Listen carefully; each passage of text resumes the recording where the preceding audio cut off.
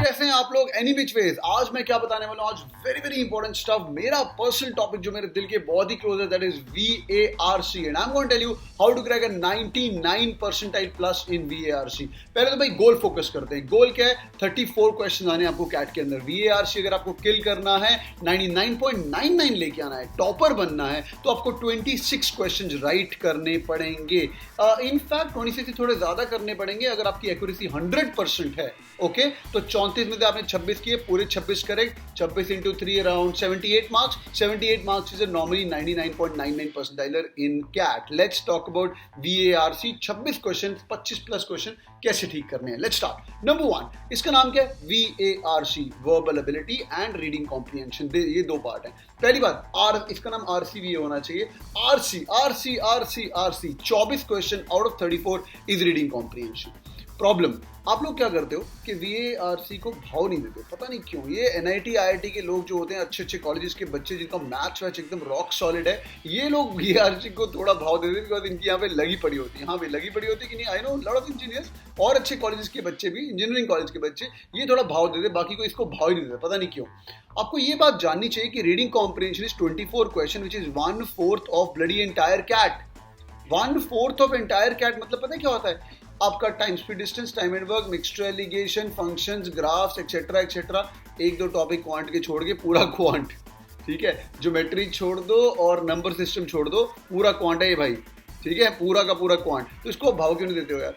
RC जिनको तो crack करना है, दो तरीके हैं। जो तो मेरा वीडियो अभी देख रहे हो, जिनका कैट अभी है 40 दिन के अंदर, आप लोग क्या करोगे? आप एक काम करोगे, आप रोज का 1 घंटा एक सेक्शन टेस्ट लगाओगे, ठीक है, रोज का। मैं आपको लिंक दे देता हूँ। जिनके पास कैट किंग के सेक्शन टेस्ट नहीं है वो ले लो चुप करके, you will remember me for life. नहीं है तो आपके पास जो भी है यार वो करो, बट मेरे वाले बेस्ट है क्योंकि मैंने खुद बनाए हैं, ठीक है। Let's talk about that. Section test क्या है? वो 60 मिनट के अंदर आपको ये 34 क्वेश्चन थ्रो करेगा। रोज 1 घंटा अपने को इस टॉपिक को लगाना है। आप क्या करोगे? इसको 2 पार्ट में डिवाइड कर दो। 40 minute should be spent on 24 questions of reading comprehension. ये आपकी स्पीड है, अप्रोक्सीमेटली 2 मिनट पर क्वेश्चन। सारे के सारे 24 हमें सॉल्व नहीं करने हैं। कुछ क्वेश्चन पूरा का पूरा RC भी नहीं छोड़ना है, बाय द वे। हाँ, ये गलती करते हैं लोग, पूरा का पूरा RC छोड़ाते हैं। पूरा का पूरा RC नहीं छोड़ना है अपने को 1-2 क्वेश्चन, 4 क्वेश्चन छोड़ने हैं। तो आपका RC में अटेम्प्ट होना चाहिए 20 question. So 20 question and 40 minutes is your target for reading comprehension. जब आप सेक्शन टेस्ट करते हो, 40 का 42 हो जाए, 43 हो जाए, नो प्रॉब्लम एट ऑल। ये आपका नंबर 1 हाफ पड़ा सेक्शन है। अब हम बात करते हैं पैराजम्बल्स और जो आपको 1-2 क्रिटिकल रीजनिंग के सवाल आने हैं। एक क्वेश्चन आ रहा है आजकल, उसको बोलते हैं ऑड वन आउट। लोग बोलते हैं odd one out, oh my goodness. अरे ऑड वन आउट कुछ नहीं है, वो पैराजम्बल ही है। जिन्होंने नहीं अटेंड किया वो वर्बल वेंसडे, मेरे साथ वर्बल वेंसडे अटेंड कर लो, ये फ्री क्लास होती है। ओ बाय द वे, मेरा बर्थडे मंथ भी है, मैं बहुत कुछ फ्री देने वाला हूँ आप लोगों को। बर्थडे मंथ भी है और बर्थडे वीक भी है, तो बहुत कुछ फ्री देने वाला हूँ। नीचे वर्बल वेंसडे भी होता है। Not all classes are free, but ठीक है, मैं आपको लिंक दे दूंगा। आप लोग कैट तक मेरे को लेसन अटेंड कर सकते हो। उसके अंदर मैं आपको बताऊंगा पैराजम्बल्स और ये जो इसको बोलते हैं OOC, out of context question को कैसे सॉल्व करना। ये आए 10 क्वेश्चन, तो you will have around 15-20 minute for these 10 question. इसको एकदम अच्छे से करिए। क्यों? क्योंकि यार ये नो बॉल है, ठीक है। पेपर सेटर बोल रहा है भाई तेरे में मार्क्स नहीं काटूंगा तेरे मार्क्स, ये नो बॉल है। मैं बॉल थ्रो करूंगा और तुझे छक्का मार दूंगा, मैं खेलूंगा ही नहीं। अबे पागल है तू? अरे नेगेटिव मार्क्स है ही नहीं इसके अंदर। तो ये टाइम पक्का करने, you can become God of VA part of the reading comprehension. तो दूसरा पार्ट हो गया हमारा पैराजम्बल। उसके लिए क्या करना है? अगर आपके पास कैट किंग की बुक है, जो भी बुक है, नीचे पैराजम्बल में ऑप्शन दी होती है।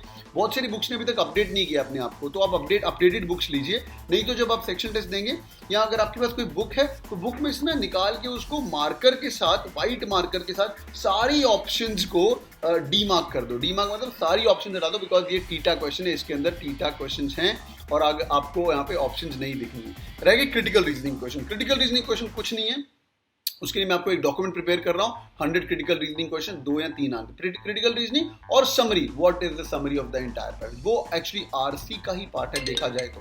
हाँ, वो RC का ही पार्ट है देखा जाए तो। तो boys, this is what I want to say. So verbal ability, reading comprehension 24 question है, रोज RC पढ़िए। और मैं आपको एक टिप देने वाला हूँ आज, VARC के सोर्सेज के भाई कैट का रीडिंग कॉम्प्रिहेंशन कहाँ से आता है, मैं सारे लिंक भी दूंगा, वो नेक्स्ट वीडियो में करूंगा। अगर आपको चाहिए तो मुझे कमेंट करिए। उसके पहले 3 टॉपिक है। Number 1 natural sciences, CAT loves Darwin theory, CAT loves nature वाली कोई भी बात। वो पता है बचपन में करते थे हाइड्रोलॉजिकल साइकिल, क्या बोलते थे उसको, कौन सा साइकिल था वो पानी ऊपर जाता है, इधर जाता है, इधर जाता है, और आपकी जो भी रॉक फॉर्मेशंस हैं, सेडिमेंट्री रॉक, मेटामॉर्फिक रॉक, ये सब चीजें क्या, इग्नियस रॉक, ये सब कैट की फेवरेट चीजें हैं। तो ये भी आप ध्यान देंगे, इसको बोलते हैं natural sciences. Number 1। Number 2 is history, civics, geography. I called SST, history, civics, geography. History में हड़प्पा, मोहनजोदारो, ये सब नहीं आएगा, ये तुमने पढ़ा हुआ है। हड़प्पा, मोहनजोदारो नहीं आएगा। इंका सिविलाइजेशन आ सकता है, मेरा फेवरेट, मुझे लग रहा है इस बार ऐसा कुछ आना चाहिए। इंका सिविलाइजेशन, माचा पिच्चू करके जगह है, one of the 7 wonders of the world. Inca civilisation, history. Recent history भी नहीं आएगा। फ्रेंच रेवोल्यूशन, वो भी तुमने पढ़ा हुआ है। रिसेंट तो नहीं है बट यार ठीक है, अर्ली 19th सेंचुरीज। और ये सुपर रिसेंट जो है ना, मेरा फेवरेट, ये वियतनाम, कंबोडिया वॉर, ये सब हिस्ट्री थोड़ी इंपॉर्टेंट है, इसके बारे में थोड़ा पढ़ सकते हैं। तो हिस्ट्री बहुत इंपॉर्टेंट है। तो सेकंड पार्ट के अंदर मैं आपको बता रहा हूँ हिस्ट्री इंपॉर्टेंट है। हिस्ट्री, सिविक्स के अंदर WTO, UNESCO, UNO, CAT loves these things, तो ये भी आप ध्यान देंगे।